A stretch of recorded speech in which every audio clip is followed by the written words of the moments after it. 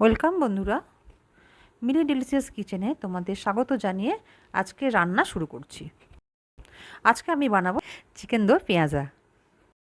একটি বোলের মধ্যে আমি নিয়ে নিয়েছি 700 গ্রাম চিকেন। এবার আমি এর মধ্যে দিয়ে দেব 1 চামচ আদা রসুন বাটা, দিয়ে দিলাম 1 চামচ হলুদ গুঁড়ো, দিয়ে দিলাম 1 চামচ কাশ্মীরি লাল লঙ্কা গুঁড়ো, আর দিচ্ছি 1 চামচ ধনে গুঁড়ো ও 1 চামচ জিরে গুঁড়ো।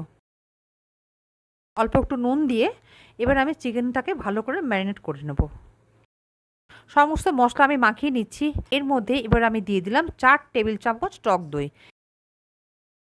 খুব ভালো করে চিকেনটাকে আমি সমস্ত মশলা আর দইয়ে ভালো করে মাখিয়ে নিয়ে 30 মিনিটের জন্য ম্যারিনেশন করতে দিয়ে দিলাম।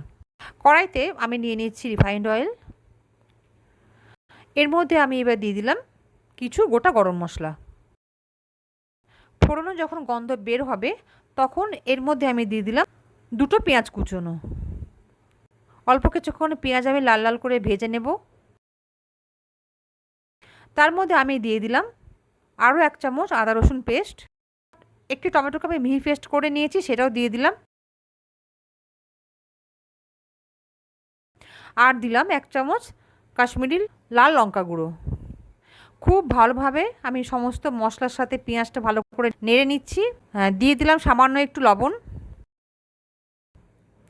ভালো করে আমি সমস্ত মশলা কষিয়ে নিয়ে এবার আমি চিকেনগুলো তার মধ্যে দিয়ে দিচ্ছি।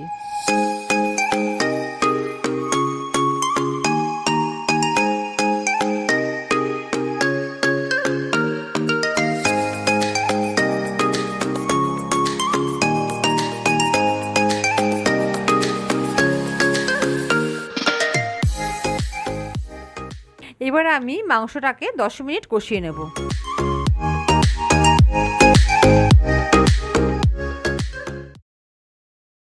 আমার 10 মিনিট মাংস প্রায় কষানো হয়ে গেছে।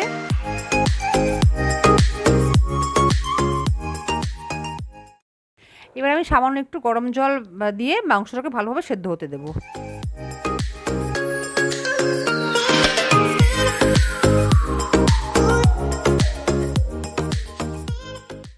দশ মিনিট পর আমি ফিরে এলাম।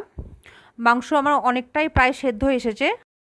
আমি আবারও খুব ভালো করে নাড়াচাড়া করে দিচ্ছি। এবার আমি এর মধ্যে দিয়ে দেব পেঁয়াজের কিছু পেটেলস।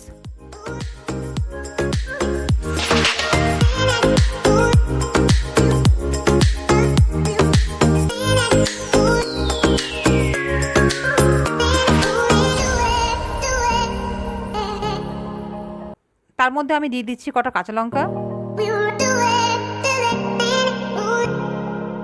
খুব ভালো করে আরও একবার নেড়ে নিচ্ছি।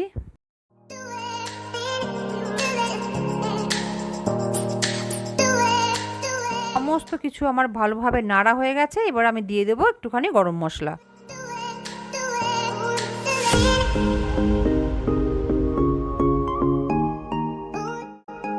এবার আমি ঢাকা দিয়ে প্রায় মিনিট 15 রেখে দেব। মিনিট 15 পরে আমার রান্না সম্পূর্ণ কমপ্লিট। তৈরি হয়ে গেল চিকেন দো পেঁয়াজা। এটি একটি খুবই সুস্বাদু রেসিপি, তৈরি হতে ভীষণই কম সময় লাগে। তোমরা অবশ্যই এটি একবার বাড়িতে ট্রাই করো। আর কেমন লাগলো কমেন্টের মাধ্যমে আমাকে জানিও। রেসিপিটি যদি তোমাদের ভালো লাগে লাইক, কমেন্ট আর সাবস্ক্রাইব করতে ভুলে যেও না।